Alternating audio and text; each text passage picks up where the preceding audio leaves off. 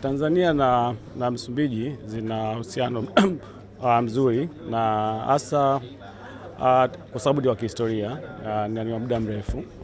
Na kutokana na uhusiano huo tumekuwa pia tukishirikiana kiuchumi, hasa kwenye eneo la biashara na uwekezaji.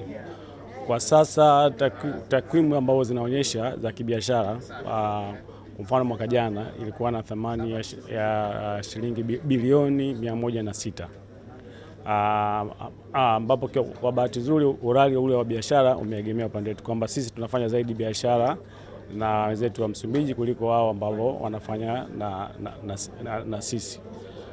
Na biashara kubwa, sehemu kubwa ya biashara yetu ambayo imekuwa ikienda kule, kuna mashine, vipuri, kwa maana mashine za viwanda, lakini vipuri pia ambao pia tumekuwa tukipeleka kule, lakini mafuta, bidhaa za mafuta, na pia bidhaa nyingine za viwandani kama za gesi, plastiki, zimekuwa zikienda kwenda zaidi kule.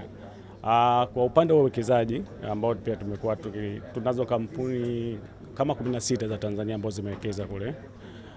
Kwa bahati mbaya wenzetu wa Msumbiji, miradi yao ambayo imerekodiwa mpaka sasa kwa eneo, kuna kituo chetu cha uwekezaji iko miradi miwili na ambayo ina thamani ya dola za Marekani milioni 8 na imetoa ajira zipatazo 650. Kwa hiyo hilo ni eneo mojawapo kubwa ambalo tumekuwa tukishirikiana sisi na wenzetu wa Msumbiji. Lakini ukiachilia mbali hilo, ambao eneo jingine ambalo tumekuwa tukishirikiana na ambao of course tunatarajia kwenye ziara hii itakuwa ni moja eneo kubwa ambalo tutadadili. Kama unavyofahamu, nchi zetu mbili zimebarikiwa kwenye gesi asilia.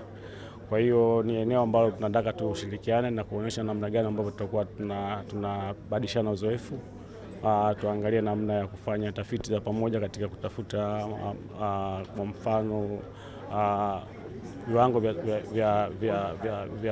vya gesi iliyopo, lakini pia hata kufanya biashara ya gesi. Eneo jingine ni madini. Kama mnavyofahamu, sisi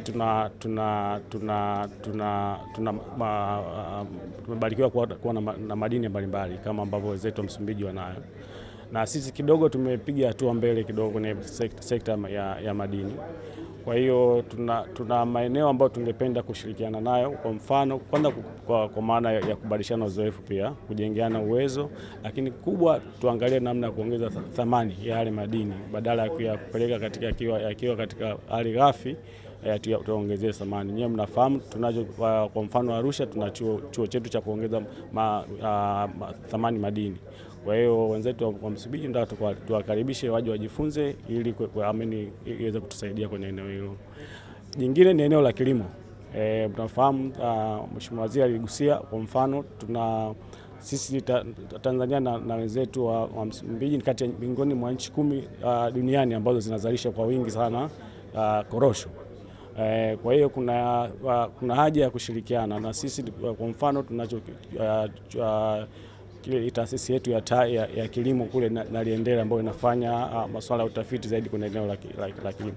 Kwa hiyo nataka tushirikiane nao kufanya tafiti ili tuongeze zaidi uzalishaji wa korosho, kwa sababu kwamba ni moja ya zao ambao lina thamani yake imekuwa ikiongezeka kila mwaka. Kwa mfano ukiangalia mwaka jana 2023 thamani yake ilikuwa inafikia dola bilioni 7, kwa maana soko zima la korosho. Kwa hiyo maana yake tukiongeza zaidi uzalishaji tutaweza kunufaika zaidi kwenye eneo, na kama alivyosema Mheshimiwa Waziri katika mazungumzo yake kwamba sisi tulikuwa namba 1 na korosho yetu sisi inapendwa na ina thamani zaidi kwenye soko la dunia.